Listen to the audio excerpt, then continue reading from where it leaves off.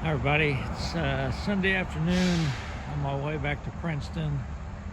This is a westbound Norfolk Southern train in Milltown, Indiana. Stopped. There's a siding here. I'm going to swivel around. I'm looking west now so you can see where the siding is right here. So I don't know if he's waiting on, oh, sorry about that. Got a little high. Don't know if he's waiting on another train or not, but I'm going to sit here and drink my milkshake and see if I get to see another train come by, or if he's just going to be hanging out here for an hour. So that's the conductor. He just walked by me and told me that there is a train coming. Said he called the next signal and he's going down the line to switch for him. So I guess, from what I understand, the switches on this line across southern Indiana are not controlled by the dispatcher, because I've seen this before where a train has to stop and the conductor line to switch. So anyhow, I got a train coming pretty soon, and I hopefully get to see two trains.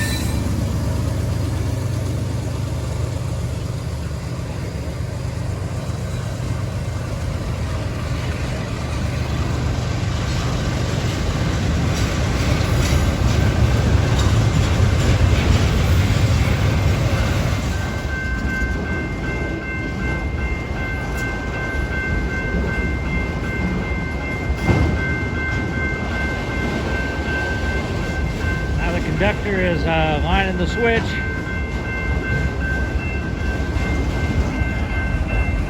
Tell you what, this was a long train. It was like 12 minutes to go by me. It's double stacks at first and auto racks at the end. It was really long.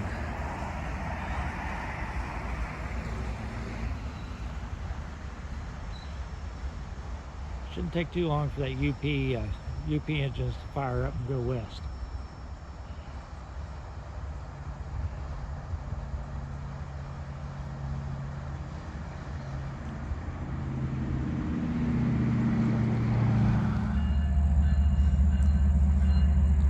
All right, here he comes. Gonna be really slow, starting on an upgrade. After the engines get by, I'm gonna head up to Marengo and try to catch him. Conductor said they've got a DPU on here, so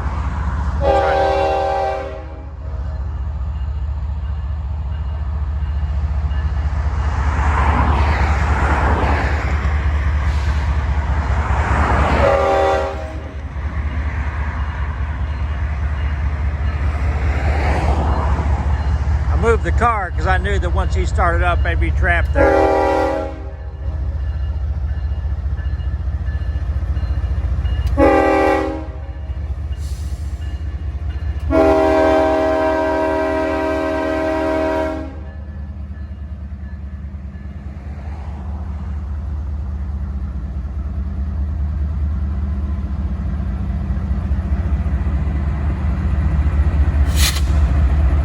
Faded paint on that second one. All right, let's go catch him again. Okay, I drove about 5 miles west. We're in Marengo, Indiana. I think this is pretty cool. There's a lot of quarrying around in this area. Used to be. I don't know if they have a certain type of limestone or something, but I think that's pretty cool over there. The storage underground. We had sort of the same thing around the Kentucky River in Kentucky, and there's an entrance over there too. The train's going to be coming from my left, and maybe I can get a good pan shot on him. Hopefully he'll have a little bit of speed on him coming this way, but he's not going to be flying.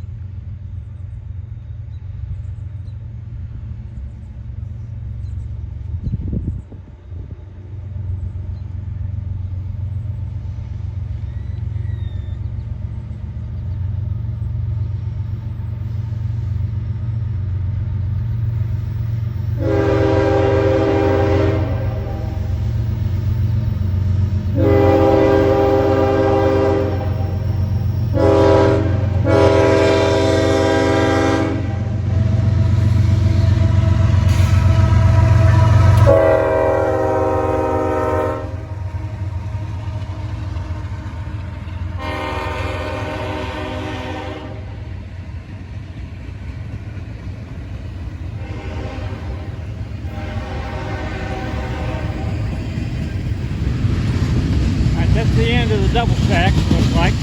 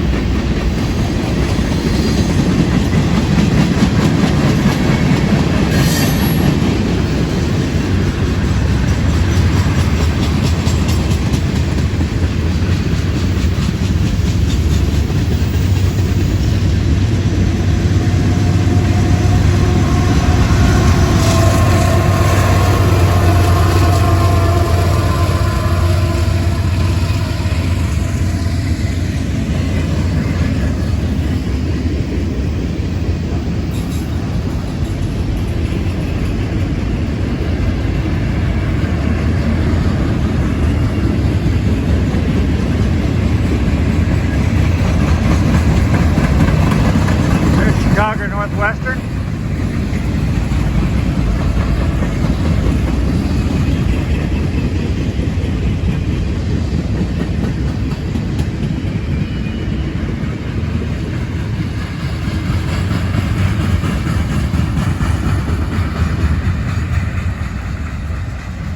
All right, so this train's heading to Princeton, so we might see him later tonight. If it wasn't for the terrain, all the UP engines, you'd think we're in Nebraska. I'm in Tazewell, looking east on the railroad. Look what's sitting here on the siding, completely shut down with no crew. Like I said, you almost think we're in Nebraska if it wasn't for the terrain. I don't know why all these UP engines are showing up in Indiana. Anyhow, the train's going to be coming from that way, but I'm several miles ahead of him now, and if I continue following him, I won't get to Princeton until late this evening, so I'm going to just motor on, and maybe we'll catch him in Princeton later. So I'm just east of Huntingburg, and this train is sitting here. I had to stop. That's the Illinois Terminal engine. That's one of my favorite of the Heritage engines. It's a pretty short train. Most of the steel cars down there are empty. They might all be empty. This signal is green, so I have no idea why he's waiting. I'm going to sit here for a minute and see if he starts up, and then keep heading west. Okay, I don't know what he's waiting on, but I can't wait anymore. I'm already turned a 3-hour drive. By the time I get to Princeton, it's probably about 4.5. So I need to head west. We'll see more interesting stuff later on. I'm in Princeton, and actually been here a while, checked in the hotel, got something to eat. Just sitting in the yard, There's another double stack train sitting here waiting to go west with another UP unit on it. So haven't seen anything yet. Hang out here for a little while longer before I head back to the hotel.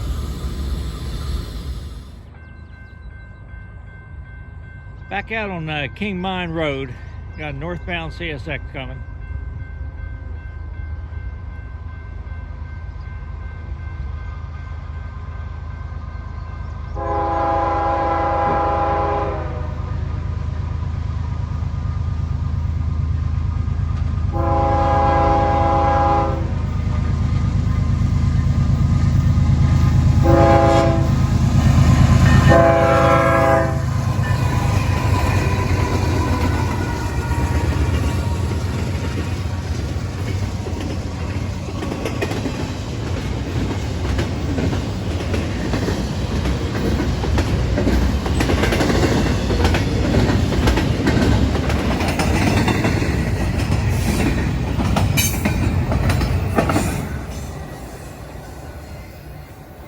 No DPU on this one. Like I said, I'm looking north, and that's the Route 41 overpass up there that the train is going underneath. I'm going to show you something on Google Maps, which I think is pretty interesting. Again, this is called King Mine Road, and there's all kinds of coal mines around here, as I've talked about and shown you. But let me show you something here in just a second after this car passes. All right, I don't know if you can see it. There's a siding goes off to the left, and off that there's another siding that goes back into the trees. And it looks like it's pretty much abandoned. And I'll show you what it looks like on Google Maps after this. Basically, it sort of follows that tree line around, and it ends at the new Route 41, and it might have gone over to those buildings, I'm not sure. But I am wondering, because so much of this farmland around here is reclaimed mines, I'm wondering if this was actually used to be some coal mine land, because that siding had to go to something. I don't know how I can find out.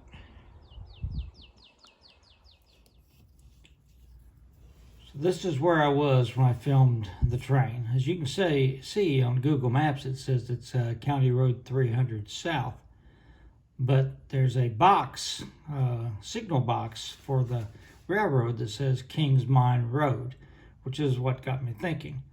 So this is the CSX line right here.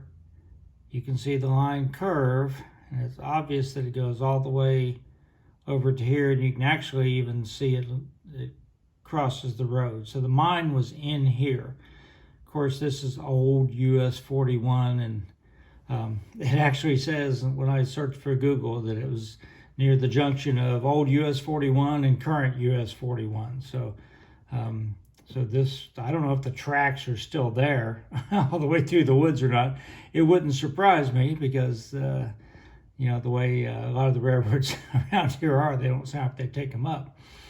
But there was a huge coal mine here, underground coal mine called Kings Mine, operated till 1974. And I'll show you a picture of it. The picture was taken in 1935, but I'll show you a picture of it next. Well, my hunch was right. So Kings Mine existed from 1924 to 1974, and it was where that line leads to. In 1947 or 48, they had a big explosion, killed 13 people. It's one of the biggest mine disasters in Indiana. It was an underground mine, so it wasn't strip mined. This is a picture of it. There's not a whole lot of pictures around. I think this picture was from 1935, I believe. And I think back in here you can see the coal cars being loaded. So of course the area has changed a lot since then, but that spur did lead to Kings Mine. So you have to bear with me for a minute here. This is a map showing the underground coal mines in Gibson County, Indiana. As far as I can tell, it was compiled in the 1980s, and the University of Indiana did a lot of the research on it. So come on down here. It's difficult to read, but this is the city of Princeton right here. This is Gibson County Coal right here. That's still in business. This is the one that has the big conveyor that comes over. Now this doesn't show the railroads on it. I wish it did, but it doesn't. But this is Gibson County Coal. I don't know if all these lines are shafts or what they're supposed to be. I'm not sure. Interesting thing was when I was doing this research, there were 3 people killed in 2007 in Gibson County Coal. And it said that the thing that they were riding on fell 500 feet and killed them. I can't imagine the shaft is 500 feet deep, but it's pretty, maybe it was like at a slope or something, but anyhow, as the headline of the newspaper says that they fell 500 feet. Okay, so this is King's Mine right here. You can see this is the new 4-lane Route 41. Here's Fort Branch down here. Here's Princeton. I said the Toyota plant is in here, right here, because it actually shows this road, this connector road. The Toyota plant is right here. So the King's Mine was in this area right here. So I think that's what these numbers here represent. So it was a big operation. I had no idea it was there, and I had no idea you got here to Francisco. So here's the town of Francisco. This is the mine that's there now, but look at all the stuff that's out here, south of Francisco.